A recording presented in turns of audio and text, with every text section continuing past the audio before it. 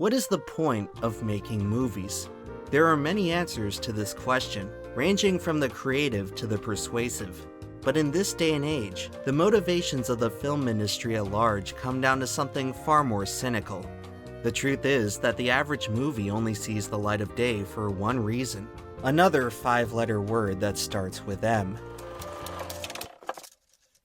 Uh-oh, looks like we just ran out of funding. Well, guess we better queue up some coming attractions. In a world with lackluster web applications, one browser will rise. Do you remember Opera? What, that web browser we used to use as kids? They're back. One browser is more intelligent than the rest. Check it out, they got this new integrated AI called Aria. It's so smart. I can physically feel my IQ rising by using this thing. Aria, give me tomorrow's lottery numbers. One browser is more secure than the rest. I don't know, he locked himself in his room. Kind of like how Opera locks down their users' privacy. One browser is more lucid than the rest. Looks like they added this thing called lucid mode. It makes digital experiences more lifelike, almost as if they're real. One browser will reign supreme. I'm starting to get concerned about Rusty. He hasn't left his house in 3 days, and the last thing he mentioned to me was something about becoming one with Opera. This winter, Open the studio doors, Arya. it ain't over. I'm hiding in the woods right now. It's the only place it can't get me. Oh my god. What is that? Till the virtual lady sings. What is happening? They put me in the computer! Starring built-in VPN, ad blocker, sidebar music player, and organizable tabs. At last, I have found her. Introducing Opera. Coming soon to you. Download today using the link below.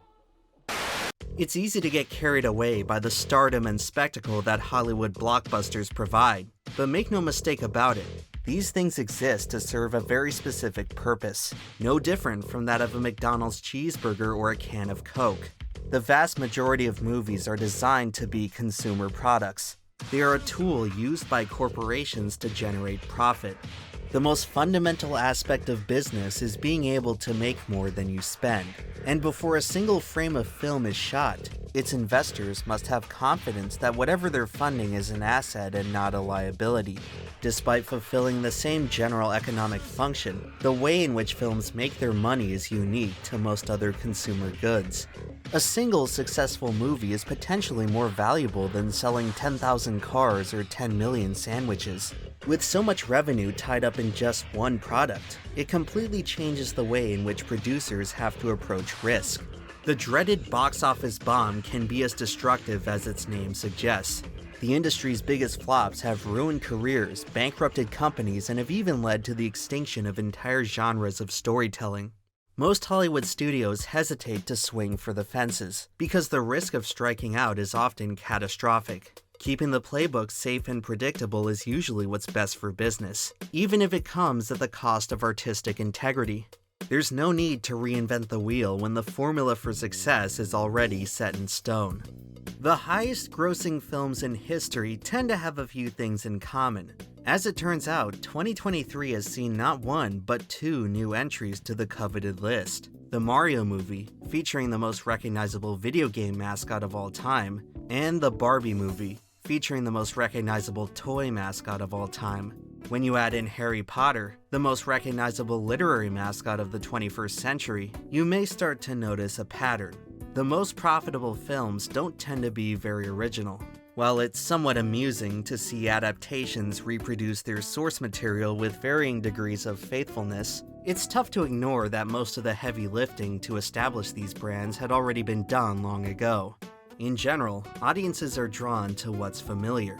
This logic applies to adaptations as well as sequels, which over time have become even bigger cash cows. The original Top Gun is not among the top 20 highest earners, but the 2022 sequel is. The same is true for Jurassic Park, Fast and the Furious, and even the uncanny live-action Lion King reboot which nobody likes but everyone paid to go see apparently. Of course, Disney are the kings of getting value out of their properties. They were the first studio to embrace the newest money-making strategy in Hollywood. String together enough sequels and spin-offs and you get a cinematic universe, where each release induces demand on the others. And with that, we've pretty much filled out the whole list, except for the very top. As of 2023, the highest-grossing film of all time is James Cameron's Avatar, which reclaimed the #1 spot from The Avengers after its re-release last year. In fact, Cameron was in the director's seat for 3 of the top 5 box office milestones. For a list otherwise dominated by recycled concepts, Avatar was unique in being a totally new experience when it debuted in theaters. Business-wise, it was by far the most ambitious, spanning 15 years from concept to execution and making the absolute most of the technology at its disposal. Sometimes a little risk is necessary to earn the greatest reward. So far, Avatar has grossed just under $3 billion. With an official budget of $237 million, it produced returns of about 12 to 1. Meaning that if, for whatever reason, you had invested $100 into the project, you would have gotten back about $1,200. Here, we find a different way of looking at a movie's profitability. While Avatar made the most total money of any film, it was far from the highest return on investment. Exploring the top of this metric puts us in an entirely different ballgame. For years, the biggest profit margin in cinema was attributed to the 1972 pornographic film Deep Throat. On just a $47,000 budget, the project at one point reported earnings of up to $600 million, which would have put it in the same league as Star Wars in terms of ticket sales. However, historical consensus has shed serious doubt on this claim. It turns out that the movie was distributed primarily through mafia-controlled theaters, meaning that its revenue was more than likely propped up by various other streams of income. Experts now estimate that the film made just $50 million, which still equates to an impressive return of 1,000 to 1. As for more conventional films, the rest of the 70s marked a golden age for hyper-profitable projects. Rocky turned a budget of $1 million into a $225 million box office. The original Mad Max earned $100 million off $400,000. Bruce Lee's Way of the Dragon made $130 million off just $130,000.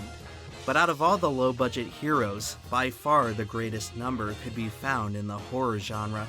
The remarkable success of films like Halloween, Friday the 13th, and Texas Chainsaw Massacre cemented horror as the format to do more with less. And starting in 1993, a pair of students from the University of Central Florida hatched a plan to make the next sleeper hit, an endeavor that would eventually be known as the Blair Witch Project.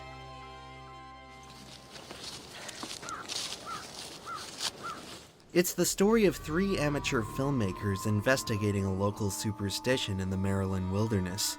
After venturing too far off course, their situation rapidly deteriorates. Before long, it's clear that they've stumbled into unwelcome territory. Miles away from civilization, they make the disturbing discovery that they're not alone in the woods.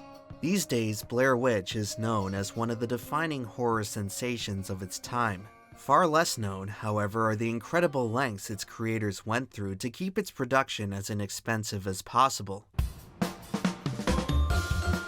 When making a movie, there are 3 extenuating variables that will tend to eat up most of your budget. The first and most obvious is manpower. Every aspect of production, from lighting to wardrobe to set design, often requires its own specialized team of artists and technicians. It's not uncommon for even small-scale projects to require a headcount in the hundreds. As filming drags on, all those names in the credits quickly drive up the bill. And if that wasn't enough, every one of those people are probably working with some kind of expensive technology that also has to be factored into the budget. Modern films are expected to look a certain way and adhere to strict standards of technical proficiency. If the picture, sound, or special effects come off as too sloppy, the audience may end up dismissing the project entirely. Therefore, respectable films practically need sophisticated equipment before they can be taken seriously, which doesn't come cheap. But even if a movie meets all the technical specifications, audiences can still end up rejecting it when the creative aspects fall flat. It's easy to scoff at how much money A-list actors rake in, but as is the case with any industry, the best of the best tend to come at a premium. If you want a job done well, you need to invest in high-end talent. Altogether, these are the most inescapable roadblocks to any film's profitability. A production can consider itself lucky if it can manage to dodge just one of them. Remarkably, Blair Witch figured out a way to circumvent all three. To accomplish this, they would tap into the dark arts of found footage. The technique can be traced back to the infamous Italian horror film Cannibal Holocaust. It presents an unorthodox method of storytelling in which the events of the plot are shot by the on-screen characters. For years, the style was mostly limited to niche experimental films, but Blair Witch would be the first to utilize it in a strategic way.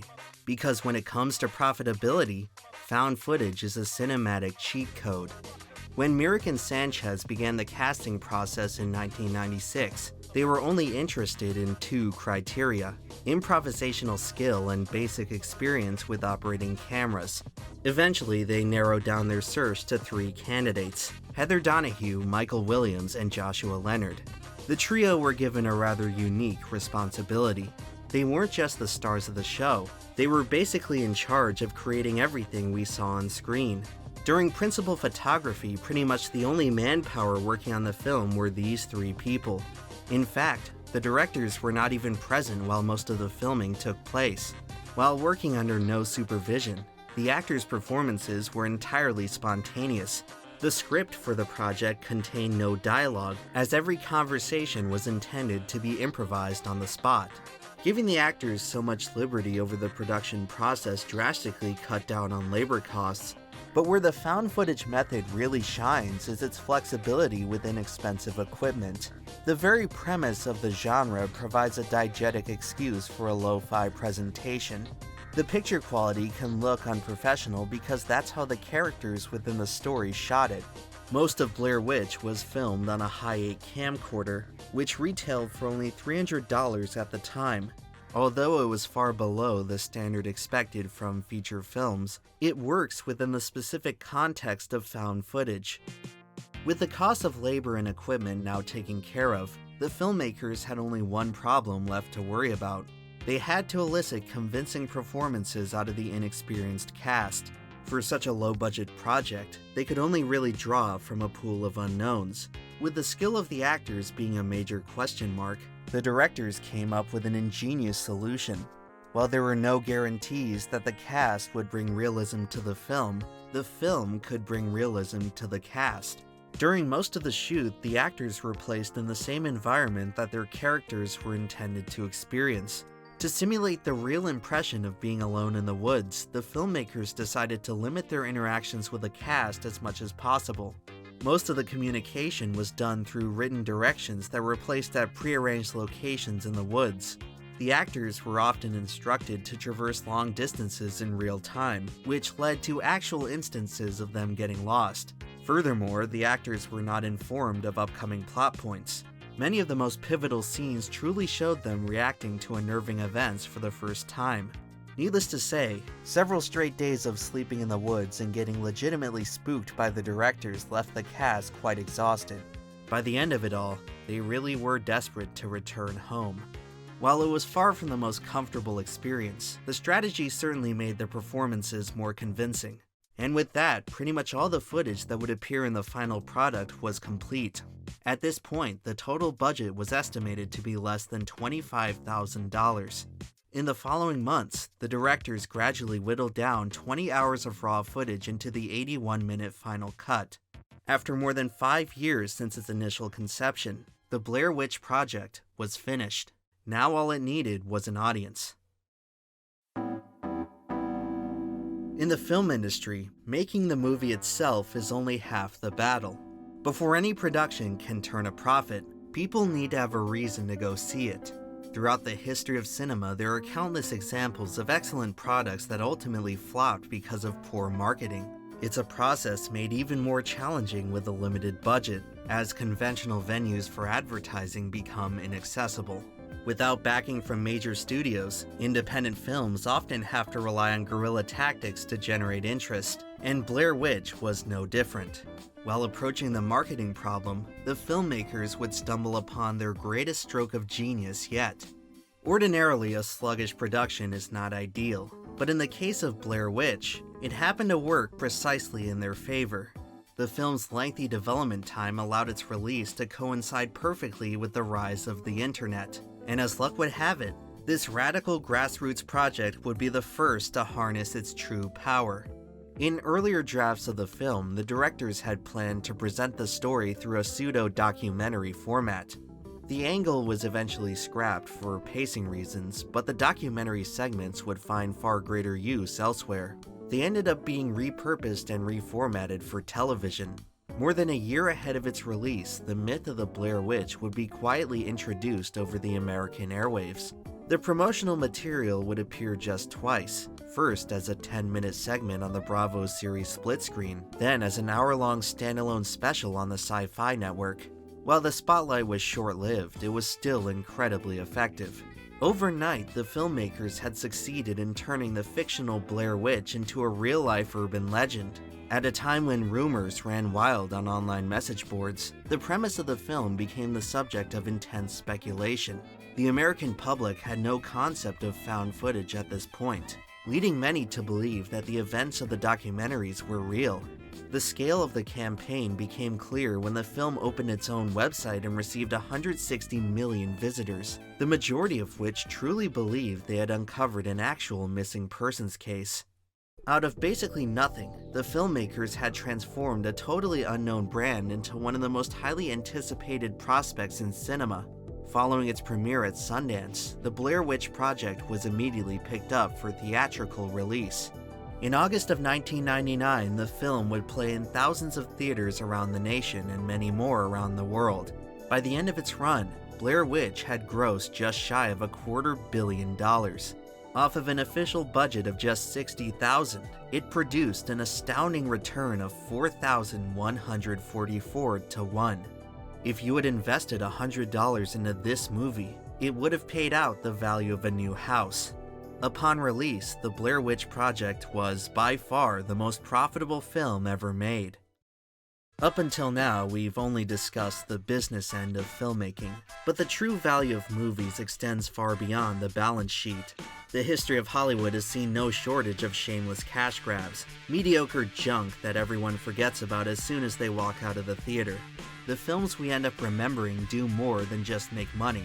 Perhaps the most surprising thing about the most profitable film in cinema is that it was actually good. Oddly enough, there is very little fanfare surrounding Blair Witch today, and it rarely comes up in discussions of the most iconic horror films. This is probably due to the split reception it received from audiences at the time. After more than a year of intense hype, many viewers found the final product underwhelming. Much of the disappointment stemmed from the simple realization that the events of the film weren't actually real. While this led much of the general public to dismiss its merit, critics saw things differently. In a time of stagnation for the horror genre, Blair Witch represented something truly new. The handheld amateur camera work provided a more intimate sense of immersion that felt unique and refreshing. The film makes great use of tension, gradually escalating the conflict without ever revealing too much. Throughout the story, the true nature of the Blair Witch is kept ambiguous.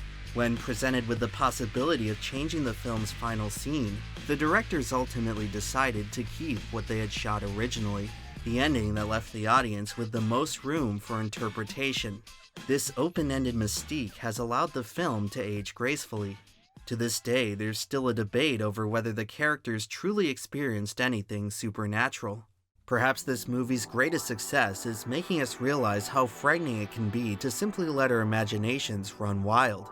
I think the late Roger Ebert put it best in his review of the film. At a time when digital techniques can show us almost anything, the Blair Witch Project is a reminder that what really scares us is the stuff we can't see. But as for the movie's overall legacy, the only thing most people did see was its eye-popping financial success.